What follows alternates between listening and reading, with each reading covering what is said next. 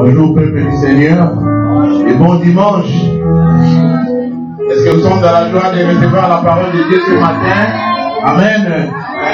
Que le Seigneur vous bénisse, vous qui venez de mettre ces temps à part pour le Seigneur. Rassurez-vous que ce n'est pas du temps perdu ou un passe-temps. On ne vient pas à l'église pour passer son temps ou fuir les dérangements de son mari ou de son épouse, de ses enfants. On vient pour adorer notre Dieu. Amen. On vient pour l'écouter et cela avec des bonnes dispositions spirituelles. On ne peut pas venir à l'église et derrière toi dire voilà, à la maison dire voilà, je vais d'abord à l'église, donc quand je vais revenir on verra. Non. Faut venir avec des bonnes dispositions spirituelles. Paul souhaitait que quand les chrétiens de Corinthe se réunissaient, qu'ils soient à la fin meilleurs et non pires. Mais c'était le contraire, quand ils se réunissaient, au lieu qu'ils soient meilleurs, ils devenaient encore pires. Et nous voulons vraiment que nous puissions toujours être meilleurs quand nous sommes dans la présence de notre Dieu et quand nous sortons, quand nous rentrons chez nous, que nous puissions vraiment grandir, exceller. Et ça fait la joie de notre Seigneur. Nous allons lire la parole de Dieu dans des livres, dans Luc chapitre 14, versets 28 à 30, Luc chapitre 14, versets 28 à 30, et 1 Corinthiens chapitre 3, versets 9 à 17. Luc chapitre 14, versets 28 à 30.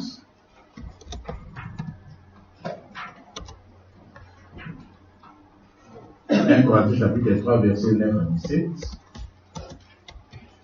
Car lesquels, donc là c'est Luc 14, 28 à 30, car lesquels de vous, s'il veut bâtir une tour, ne s'assied d'abord pour calculer la dépense et voir s'il a de quoi la terminer.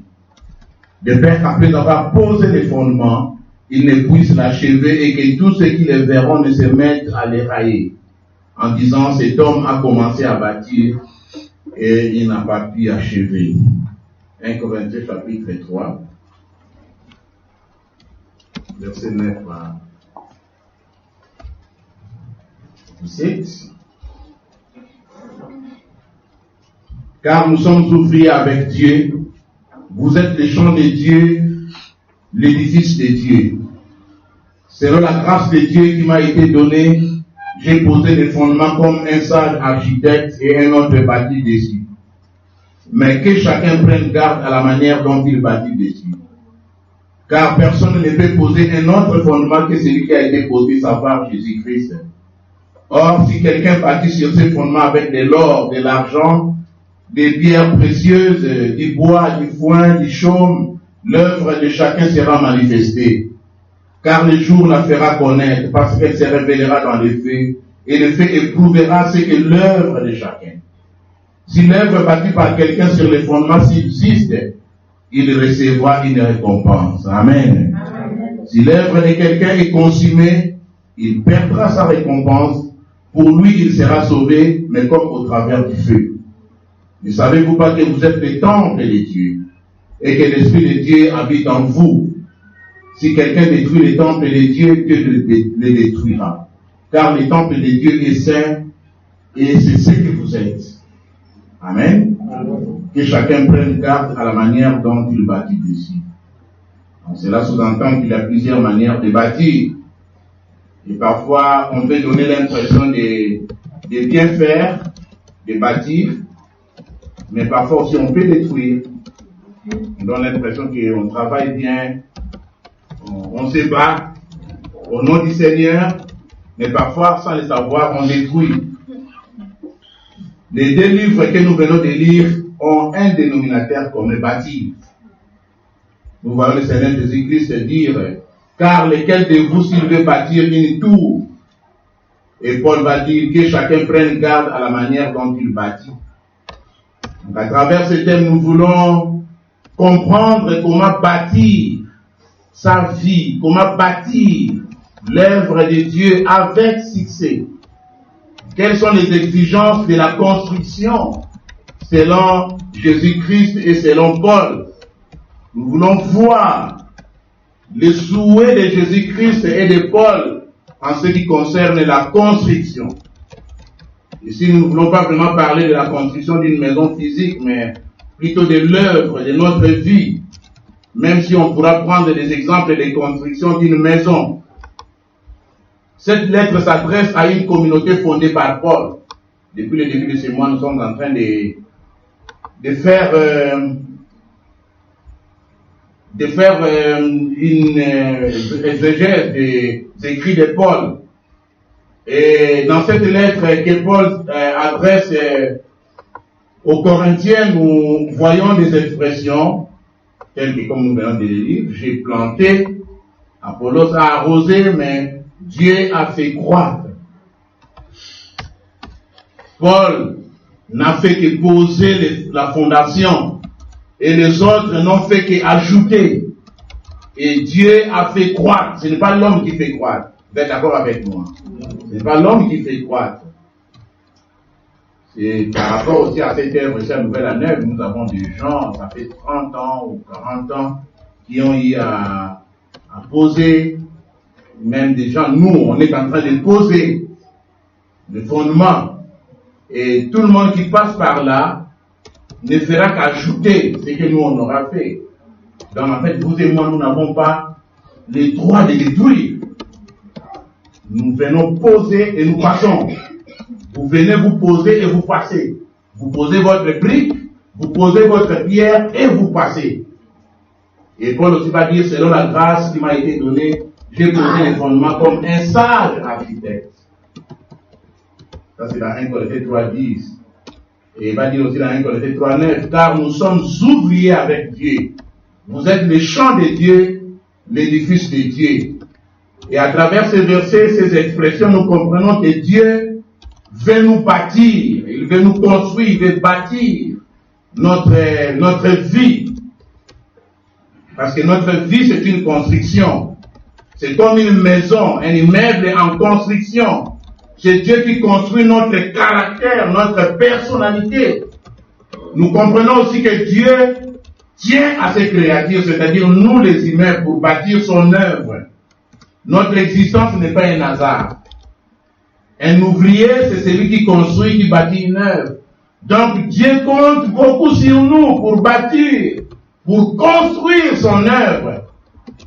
C'est ainsi que Paul dira, car nous sommes ouvriers avec Dieu.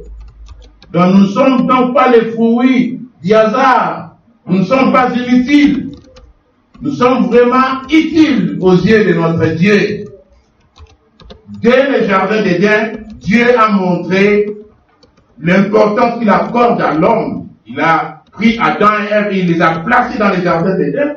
C'est aussi une manière de leur demander de bâtir, assujettir la terre, de construire, de mettre quelque chose, d'ajouter quelque chose dans ce que Dieu a créé. Parce que Dieu veut que nous puissions être à ses côtés. Dieu pouvait mettre tout ce qu'il veut. Mais il voulait que nous puissions être à ses côtés pour que nous puissions faire quelque chose pour lui et avec lui. Et ce qui s'oppose à bâtir, c'est détruire. Donc nous ne sommes pas créés pour détruire ou pour nous autodétruire. Et pas du tout, nous ne sommes pas créés pour être au service du diable. Nous sommes créés pour être au service de Dieu. Amen. Amen. Dieu nous a créés hommes et femmes. Il nous a mis dans un foyer pour être à son service, mari et femme. Dieu nous a créés pour être à son service, pas pour être au service de l'ennemi, pas pour être au service du diable. Donc Dieu nous a créés pas pour détruire, pas pour nous détruire, pas pour nous autodétruire. Et vous serez d'accord avec moi que Dieu n'a pas créé des gens mauvais. Alléluia. Amen. Dieu n'a pas créé des voleurs. Dieu n'a pas créé des tueurs. Dieu n'a pas créé des prostituées.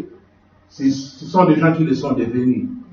Peut-être on peut dire la cause de ce que notre société aujourd'hui. Donc partout où nous sommes, notre rôle est de bâtir. Partout où nous sommes, notre rôle est de construire. Dans notre maison, partout où nous allons, nous sommes en train de faire des études. Les études, la finalité des études, le Seigneur est en train de nous façonner. Il est en train de nous transformer pour que nous puissions être quand même des hommes, des ouvriers qui vont travailler avec lui. Les ouvriers de Dieu. Vous pas seulement à l'église, mais partout où nous serons des ouvriers au service de notre Seigneur. Et donc là, je voulais dire que la destruction ne s'applique pas aux enfants de Dieu. Il faut refuser cet esprit de destruction dans notre vie. Il faut vraiment refuser. Dieu nous envoie pour bâtir. Il t'a fait partie de Yopougon, il t'a fait partie de Antananarive, il t'a fait partie de là. On s'est retrouvés ici avec comme objectif de bâtir l'œuvre du Seigneur. Alléluia. Aller de l'avant pour exceller. Ça c'est très très important. Ça doit être le souci de nous tous en tant qu'enfants de Dieu, partout où nous sommes.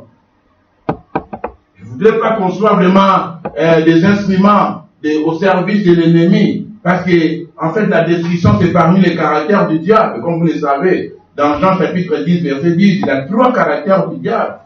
La Bible nous dit, les voleurs ne viennent que pour dérober, égorger et détruire. Et nous avons notre chose dans Luc chapitre 9, verset 25. La Bible nous dit, et que servirait-il à un homme de gagner tout le monde s'il se détruisait ou se perdait lui-même? Gagner le monde, gagner l'argent par tous les moyens, gagner tout ce qui est sexe, gagner tout ce qui est drogue, gagner tout ce qui est, je ne sais pas, dans cette société, mais après se perdre. Le Seigneur ne veut pas de cela. Dieu ne veut pas que nous puissions nous perdre. C'est ainsi qu'il nous cherche toujours là où nous sommes. Même quand on est perdu, et quand on se pose beaucoup de questions, qu'est-ce que nous ferons? Le Seigneur est en train de nous chercher. Amen. Il nous cherche là où nous sommes. Et donc, même si nous sommes perdus, on a fait de la folie dans la vie, on a eu à marcher dans la cupidité, dans la gloutonnerie, mais le Seigneur est en train de nous chercher. Nous avons 2 plans, 2 projets qui s'opposent dans notre société. Il y a le plan de destruction, je peux dire même de dégorgement et de dérobement. Ça, c'est le diable. Le diable ne construit pas. Avec le diable, c'est le mal.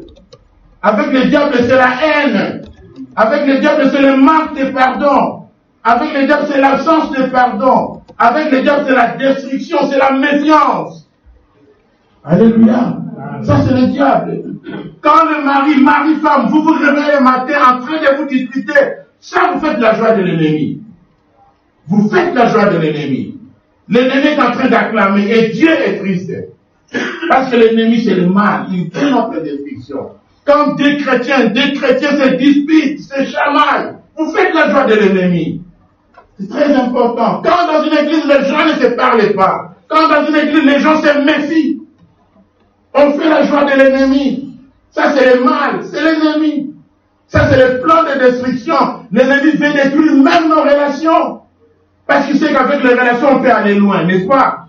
C'est ça. Avec les relations, on peut aller loin. Et ça, l'ennemi sait. Parfois, nous, les chrétiens, on est en retard, mais l'ennemi nous devance. Mais Dieu a un plan de vie. Dieu a un projet de vie. Il a un projet de construction. Avec Dieu, c'est l'amour. Avec Dieu, c'est la vie. Et là où Dieu agit, il y a la vie. Alléluia. Même nous qui sommes dans les foyers, quand Dieu est à l'œuvre dans notre foyer, vous sentez qu'il y a la joie, qu'il y a la vie, n'est-ce pas? Mais quand il y a la haine, quand papa et maman ne s'entendent pas, vous sentez que ça se transmet chez les enfants. Vous sentez que ce jour-là, ça ne va pas en couple, ça ne va pas en foyer, dans votre foyer. Parce qu'il n'y a pas de vie. Et Dieu veut que l'homme s'implique dans ce projet de vie, dans ce projet de construction.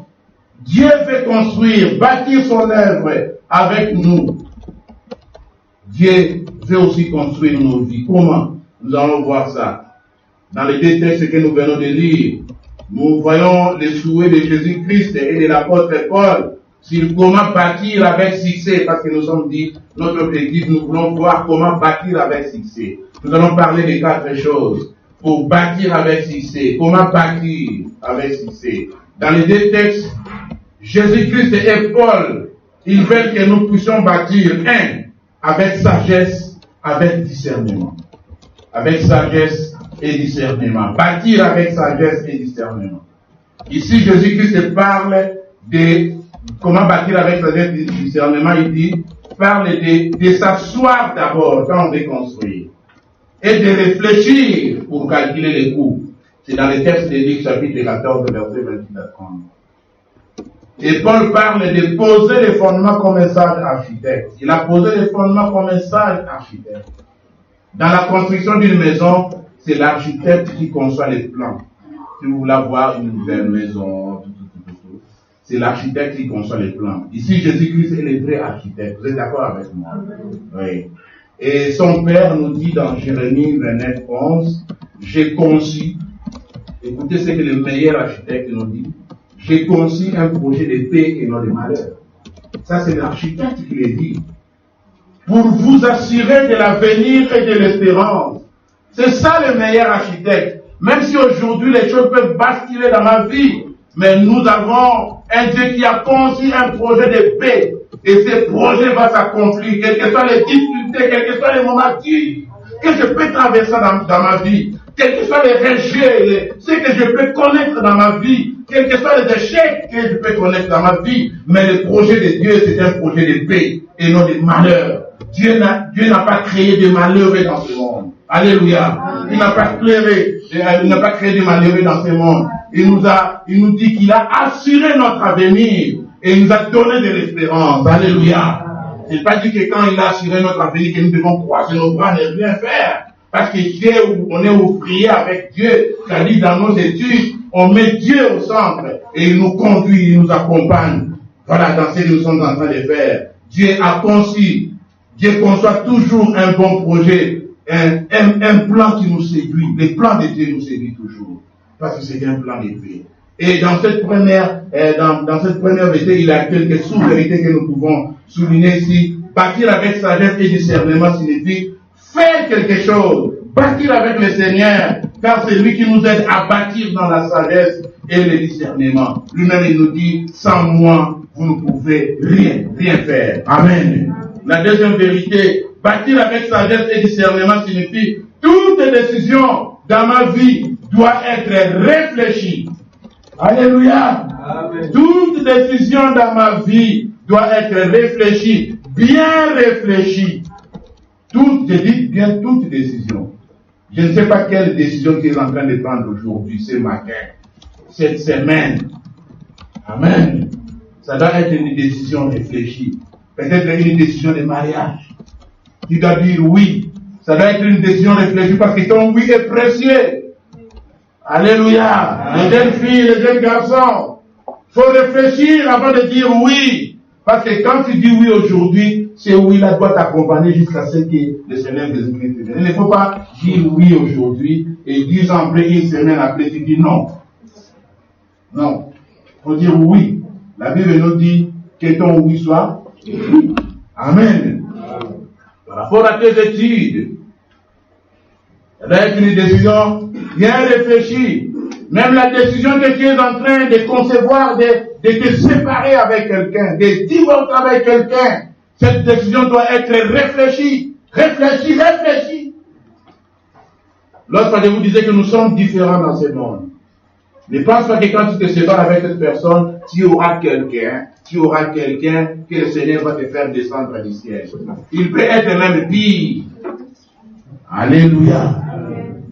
Se séparer de quelqu'un, même par rapport aux amitiés, comme je l'ai dit, pas seulement les mariages, même les amitiés.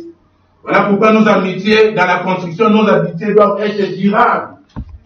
On ne peut pas être les amis d'hier et les ennemis d'aujourd'hui. Les amis d'hier sont devenus les ennemis d'aujourd'hui. On vous a connu en Belgique des pires, comme on dit chez nous, des pires. Mais 5 ans après, 10 ans après, vous êtes des chiens et chats. Aujourd'hui même, les chiens et les chats s'entendent. Je vois ici des chiens qui cohabitent, les chiens et les chats. Même les animaux commencent à cohabiter. Amen. Dans ces siècles. Mais on voit encore des frères qui sont incapables de cohabiter. Qui sont incapables de s'accepter. La décision de suivre Jésus-Christ est une décision aussi réfléchie. Amen. Car elle a un coût. La décision de suivre Jésus-Christ a du prix. La décision de suivre Jésus-Christ a des sacrifices. La décision de suivre Jésus-Christ a des privations. Il a même des humiliations qui nous attendent. C'est comme quelqu'un qui construit une maison. La maison coûte. Quand on construit la maison, on fait des sacrifices. Ceux qui construisent des maisons, ils savent. Il y a des moments où des économies même qui partent. Si vous êtes en train de manger 3 fois, peut-être vous allez réduire. C'est des sacrifices qu'on fait, n'est-ce pas?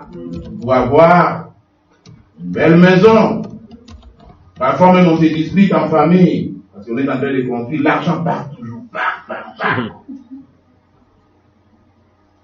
Et suivre Jésus-Christ ne peut pas être un simple slogan. Suivre Jésus-Christ implique un prix à payer. Jésus-Christ avait dit à ses disciples, si quelqu'un veut me suivre, qu'il prenne sa croix et qu'il me suive. Le prix à payer du disciple, Luc chapitre 4, les privations, les renoncements des choses de ce monde.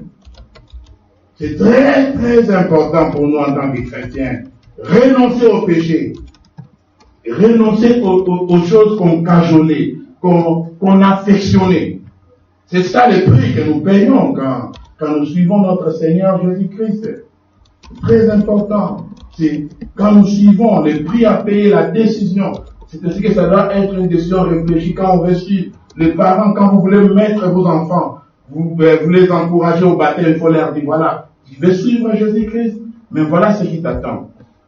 Voilà ce qui t'attend. Tu veux suivre Jésus-Christ, est-ce que tu es prêt à accepter tel sacrifice? Est-ce que tu es prêt à accepter ceci ou cela? Tu es prêt à accepter des privations? Très important. Et beaucoup ont fait naufrage car ils n'ont pas compris l'essence de cette décision de suivre Jésus-Christ. Beaucoup de gens nous ont dit, pasteur, la vie chrétienne c'est comme ça, je ne saurais pas. Je ne saurais pas aller. Il y a même quelqu'un qui nous disait, non, moi je ne peux pas me faire baptiser maintenant. Parce que quand je me fais baptiser, il y a beaucoup de contraintes dans l'église, beaucoup de choses dans l'église. Bâtir avec sagesse et discernement, c'est bâtir selon les plans de Dieu. Les plans de Dieu pour nous, pour nos vies, on les découvre dans la parole, en écoutant, en méditant régulièrement la parole de Dieu. On bâtit en se référant à un plan conçu par un architecte. Et la parole de Dieu est notre référence. La parole de Dieu, c'est notre prospectus pour bâtir avec sagesse et discernement. Vous connaissez le prospectus. Quand nous allons acheter notre téléviseur, toujours on nous montre comment utiliser. Et donc la parole de Dieu, c'est aussi notre prospectus. Donc, Dieu a conçu la parole de Dieu pour que nous puissions suivre son plan, son projet pour nous, comme nous venons de le lire. C'est très important. Bâtir avec sagesse et discernement, c'est bâtir selon le plan de Dieu, pas selon notre propre plan. Beaucoup de chrétiens sont en train de servir le Seigneur selon leurs propres pensées. Beaucoup de gens sont en train de faire chanter même Dieu. Seigneur, moi j'ai fait ceci pour toi, toi tu dois faire pour moi ça. Non, non. Alléluia. Chez Dieu, il n'y a pas de donna. Dieu est Dieu. Amen. Oui, Seigneur, moi, je ne dors pas pour toi. Quand il pleut, je pars à l'église. Oui, je suis mouillé pour toi. Seigneur, ne m'oublie pas. Non, non, non, non, non. Non. Dieu n'en a pas besoin. Il nous voit. Il n'en a pas besoin. Il n'en a pas besoin. Ne faisons pas, n'aidons même pas Dieu. Dieu n'a pas besoin d'être aidé. Je ne dis pas de faire des sacrifices. Il faut les faire. Mais il ne faudra pas que ce soit des conditions pour servir le Seigneur. Il ne faut pas faire chanter notre Seigneur. Travaillons selon le plan de Dieu. Servons le Seigneur selon son plan. Pas selon les plans des hommes. Amen. Deuxième chose, là j'étais dans les vérités dans le premier jour. Deuxième chose, Paul et notre Seigneur Jésus-Christ, ils veulent que nous puissions bâtir pour obtenir de bons résultats. Travaillons pour obtenir de bons résultats. Et pour y parvenir, Jésus-Christ nous parle, comme je viens de le dire, pour obtenir de bons résultats dans la vie. Il faut de la réflexion qui nous aide à calculer non seulement les coûts, mais voir si on a des quoi. Si on a des quoi, c'est-à-dire les matériaux dont parle l'école, à terminer, c'est cet édifice qu'on veut engager pour arriver au résultat escompté. Ces matériaux, c'est quoi? Paul est en train de les citer. L'or, l'argent, les pierres précieuses, d'un côté. C'est vrai, dans la Bible, c'est pas vraiment bien séparé, on a tout mélangé. Mais quand nous lisons, nous voyons que c'est des choses différentes. L'or, l'argent, les pierres précieuses, d'un côté, les bois, les foins, les chaumes, de l'autre côté. Et les résultats dépendront de la qualité des matériaux. Cela signifie que notre récompense, notre couronne dépend de notre qualité de vie, de notre qualité de travail. Notre qualité de travail, c'est-à-dire l'or, l'argent, les pierres précieuses, c'est cette bonne qualité de vie caractérisée par un engagement sincère dans l'œuvre de Dieu, par un travail de qualité, sans contrainte, sans négligence. Quand je travaille pour le Seigneur, on ne me contraint pas, on ne me pousse pas. Je sais que je suis chrétien, je suis redevable vis-à-vis de mon Seigneur. Alléluia. Je suis redevable. C'est ça la qualité de vie. Une vie honnête dans l'œuvre du Seigneur. Une vie correcte dans l'œuvre du Seigneur. Mes frères, travaillons honnêtement pendant qu'il fait encore jour. Travaillons dans l'honnêteté. On n'a pas besoin de mensonges dans l'œuvre du Seigneur. Soyons corrects dans ce que nous sommes en train de faire. Alléluia. Soyons corrects. Soyons transparents dans ce que nous sommes en train de faire. Vous n'avez pas à rendre compte au pasteur Jonathan. Mais nous avons à rendre compte à un Dieu saint, sérieux. Amen. Alléluia. Amen. Un Dieu exigeant. Amen. Si je ne suis pas honnête, je ne peux pas me mettre ici. Frère, si j'étais comme ça, je ne peux pas me permettre de me mettre ici, vous enseigner. Je m'attire des malédictions. Alléluia. Amen. Non. L'œuvre de Dieu est sacrée. Tout est sacré dans l'église du Seigneur. Tout est sacré. Les ouvriers, quand nous travaillons, dans nos commissions, les modérateurs, les pasteurs, tout, même la personne qui joue au tam-tam, même rappeler l'homme de Bafoussam qui est en train de manipuler l'ordinateur. Tout est sacré dans l'église du Seigneur. Et nous devons savoir respecter l'église du Seigneur. Amen. Ça va nous respecter aussi, mes frères et sœurs. C'est très très important. Et si nous ne le sommes pas, c'est que nous sommes en train de bâtir sur les bois, sur les foins, sur les chaumes. Je vois encore les chaumes chez nous au village. Quand le feu arrive, ça consume. Mais pas l'or. Le feu ne consumera jamais l'or. Alléluia. Ça. Et les bois, les foins, les chaumes, c'est pas cette bonne manière de travailler, caractérisée par la négligence, par la légèreté, par la fausseté. Et Dieu ne récompensera que ceux qui bâtissent sur des pierres précieuses. Nous sommes en train de les vivre avec les Jeux olympiques là, qui nous édifient au sujet même des médailles. Vous voyez, quand quelqu'un sort les premiers, il a quelle médaille? Non. Amen. Travaillons de manière que nous puissions être les premiers. Alléluia. Pour qu'un jour nous puissions avoir cette couronne d'or. Qu'un jour nous puissions vraiment, mes frères et sœurs, que le Seigneur puisse nous récompenser de l'or, de pierres précieuses, c'est très très important. Alléluia. Dieu ne récompensera que ce qui sépare ce qui est précieux de ce qui est vil. Nous lisons dans Jérémie chapitre 15, verset 19, qui séparera ce qui est précieux de ce qui est vil. Ce qui est précieux de ce qui est vil. Troisième chose, Paul et notre Seigneur Jésus-Christ, ils veulent que nous puissions bâtir sur du durable, sur du solide, bâtir sur du durable, sur du solide, bâtir sur du durable. C'est-à-dire commencer avec Dieu et aller jusqu'au bout. Commencer avec Dieu et aller jusqu'au bout. C'est-à-dire quand vous commencez avec le Seigneur, vous avez à commencer avec le Seigneur, il faut aller jusqu'au bout. Même si vous aurez à tomber, mais vous allez vous relever. Et aller jusqu'au bout avec le Seigneur. Et là, certains de voir, il faut s'asseoir pour voir avec qui travailler. Paul dit, Jésus-Christ nous avertit construire, dit, faisons attention de ne pas achever les fondements que nous avons y apposés. Il est dit dans Luc 14. C'est-à-dire, ce que nous avons commencé avec Dieu et que nous n'avons pas achevé, et que tous ceux qui le verront ne se mettent à les rallier. Certainement, il y a parmi nous des gens qui ont bien commencé avec Dieu dans leur vie et qui ont tout abandonné, des gens qui ont fait naufrage, qui n'ont pas pu continuer à cause de telle ou telle situation. Et la négligence, les relâchements peuvent faire qu'on puisse faire du sur-place. Quand on travaille avec négligence, on va faire du sur-place. Or, Dieu veut que nous avancions avec lui. Dieu veut que nous grandissions. Dieu veut que nous croissions. Amen.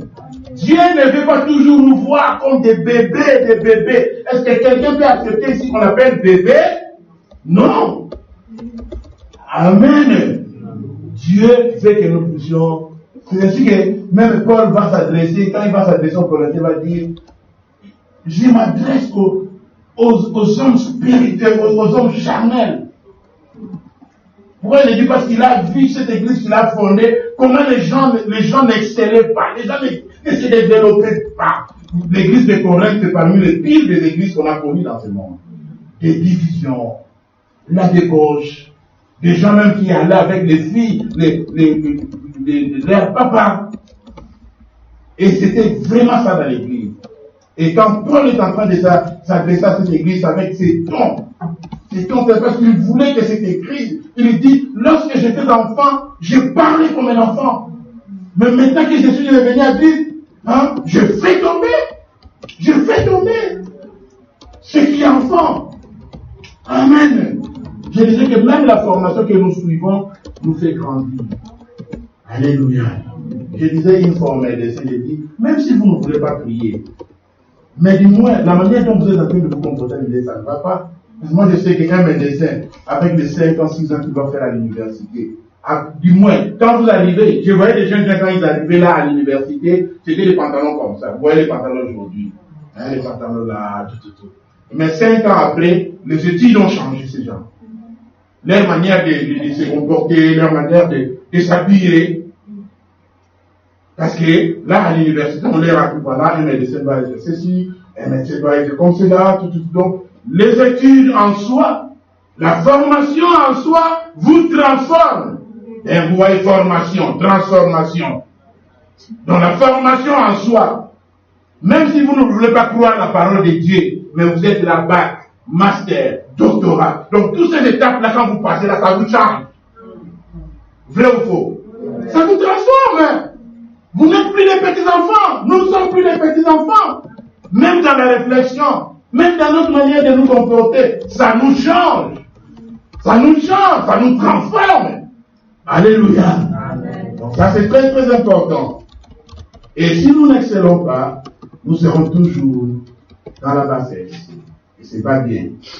Mais notre souhait est que l'église de Dieu puisse grandir. Nous voulons grandir. C'est très très important. 4. Et le dernier point, Paul veut que nous puissions bâtir en nous fixant des objectifs. Bâtir en se fixant des objectifs. Ceux qui ont réussi, ceux qui réussissent aujourd'hui, ce sont des gens qui se sont fixés des objectifs dans leur vie. Amen. Beaucoup de gens croient que c'est seulement les occultistes qui doivent réussir dans ce monde. Quand vous allez dans un pays africain, quand on voit quelqu'un d'aider, celui-là c'est un occultiste. Quand on voit quelqu'un construire une belle maison, c'est un occultiste, c'est celui-là. Rouler avec une belle voiture, c'est un occultiste, c'est ce monsieur-là. Mais vous ne connaissez pas comment le monsieur a façonné sa vie, comment il a bâti, comment il s'est fixé des objectifs dans sa vie pour arriver jusqu'à ce niveau-là. Aujourd'hui, les gens de disent parce qu'en fait, la génération actuelle fait des facilités. On veut gagner l'argent facile, on veut aller tout droit au but, on ne veut pas passer par des moments difficiles, des moments durs. Quand on passe par des moments durs, non, ça c'est la malédiction. Non!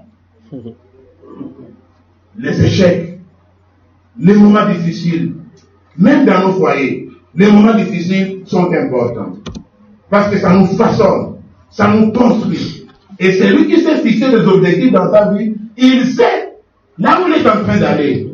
Si vous ne vous fixez pas des objectifs, c'est ce que Paul avait dit, battant l'air, Battant l'air, comme battant l'air. Il faut savoir se fixer des objectifs dans sa vie. C'est très très important.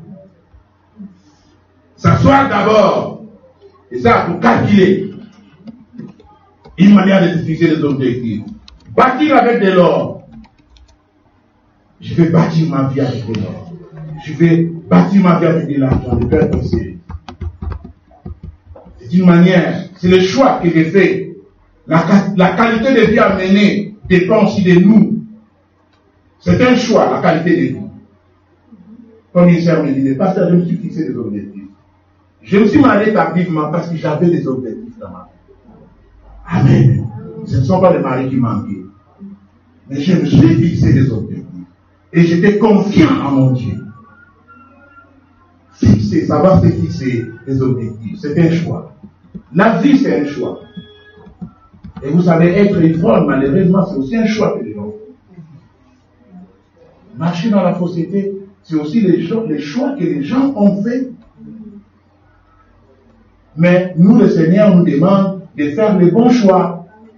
Et choisir, il nous dit dans Deutéronome chapitre 30, verset 19, j'ai mis devant toi la vie et la mort, la bénédiction et la malédiction. Choisis la vie, afin que tu vives. Toi et ta postérité, très important, sans terminer. En conclusion, mes frères et sœurs, chaque jour, nous sommes censés bâtir, chaque jour.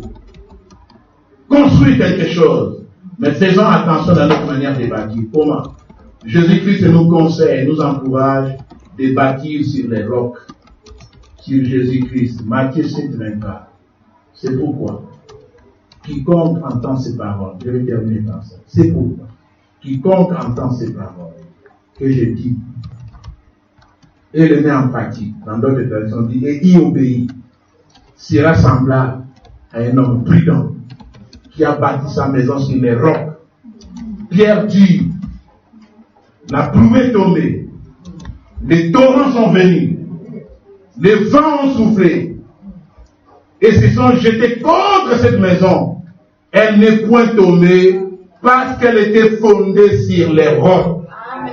Quand on est fondé sur les rocs, les intempéries peuvent venir, peuvent secouer.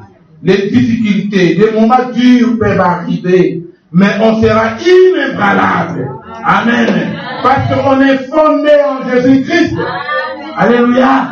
Être fondé en Jésus-Christ, c'est différent d'être superficiel. Mais il ne faut pas être superficiel dans la vie chrétienne. Il faut être fondé. Fondé en Jésus-Christ. Il faut être stable en Jésus-Christ.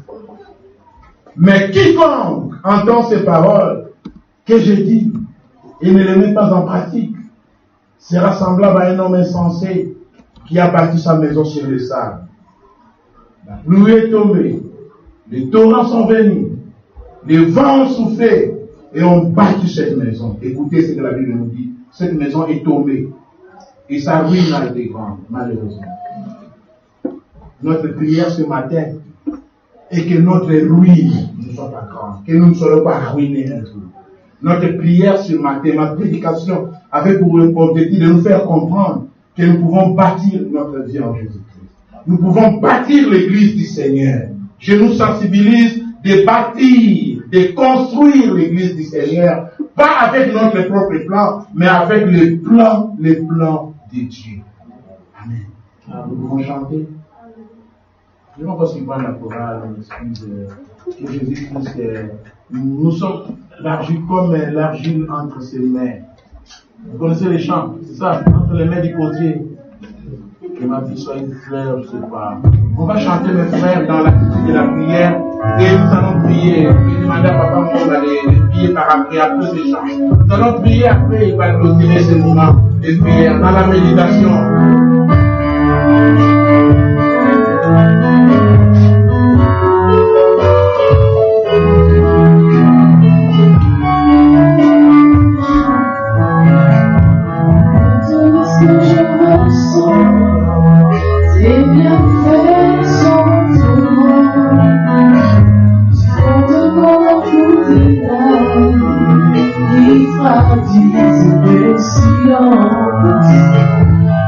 Dis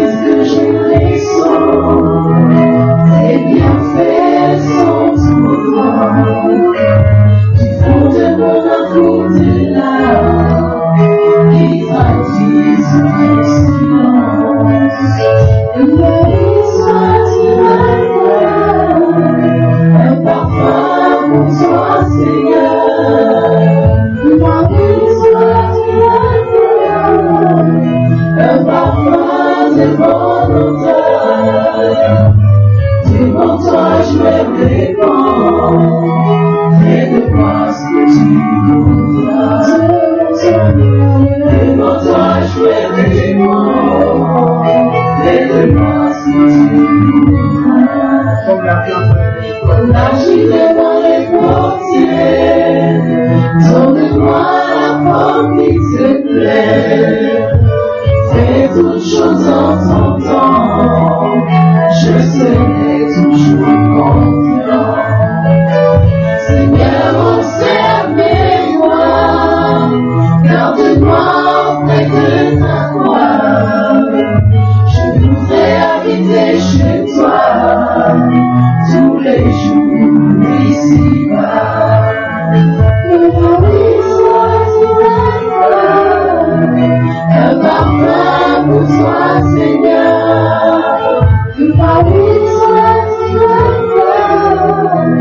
un parfum de bon odeur. Devant toi je me répands, fais de moi ce que tu voudras.